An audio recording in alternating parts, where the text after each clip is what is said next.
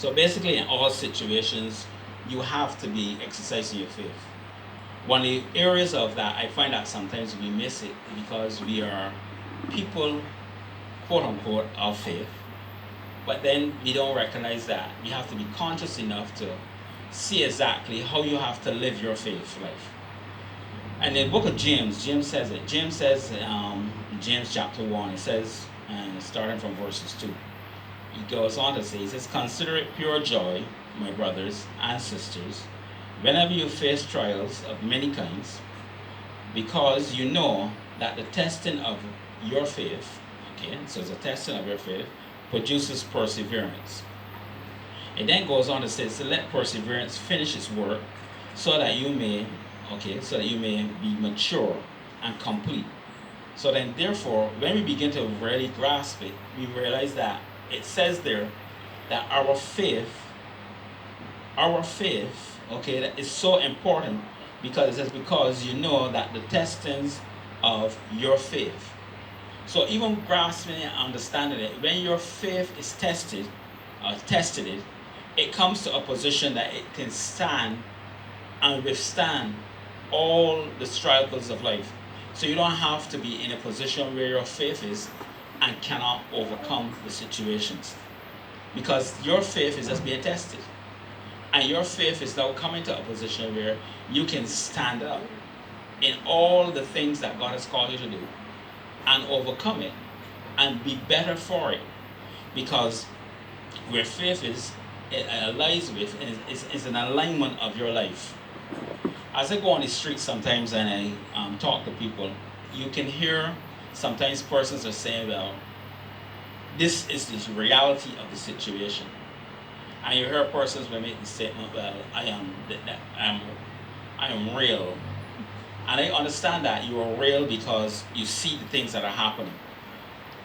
Not that you're not being real, but now you have to be in a position that where you're actually going to use your faith to overcome any challenges. Overcome the challenges. So your faith might be tested, but you have to persevere with your faith. To persevere with your faith, you're going to have to act it out, work it out, live it out, go by it, and do not allow doubt, condemnation, the different things of life, the challenges. Don't even allow the situation that you may be in that seems like it's going to confront you and make all hell break loose, as they say. Don't let that belief come upon you to a position where it clouds your judgment of what faith is supposed to be. So you have to be conscious of it.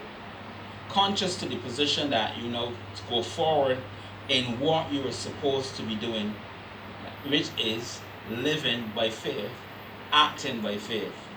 So your belief system has to come on board with you.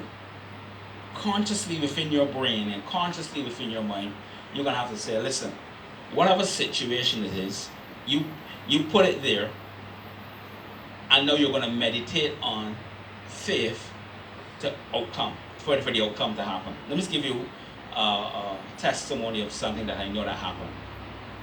Got his friend that he was building, and he had a situation where his roof was sagging. And the guy says, listen, I don't know what happened, but this roof sagging. We do all the rest of the things and this roof sagging. And if this continues to sag, and when I said sagging, it was coming in. He said, if this continues to sag, we are going to have to take off this roof. Check the walls, check the sides, bring the engineer and everything. I said, nah, that's too much money. So the guy says, listen, you give me some time. And this guy sat down and he started to meditate on his faith of what to do. He asked for the wisdom of God to come upon him, as we talk about, and he sat down. And he came up with this brilliant idea. When he came up with the brilliant idea, he's not a fool, he's a very sensible man. He called an engineer. And he told the engineer what happened, and then he asked the engineer what he would do. The engineer said, this is what I would do. And he gave him the exact same thing that the guy had got from the Word of God to put in place, the Rhema word. So he says, well, I had this in mind to do. The guy says, so basically, what you call me for then? And he did it. It stopped the sagging. They put the different things in place, and the building is up to date. The reason why I'm saying this is because, listen, we say that faith overcomes the challenges of the world.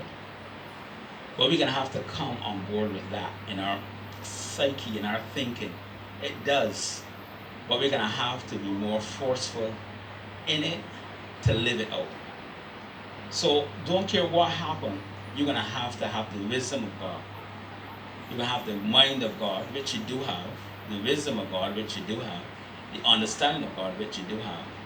And don't come off your faith where God has given to you so that you can overcome all these challenges. I pray that God will bless you in all that we heard, and I pray that you will, go from strength to strength in everything. God bless. Keep in faith. God bless.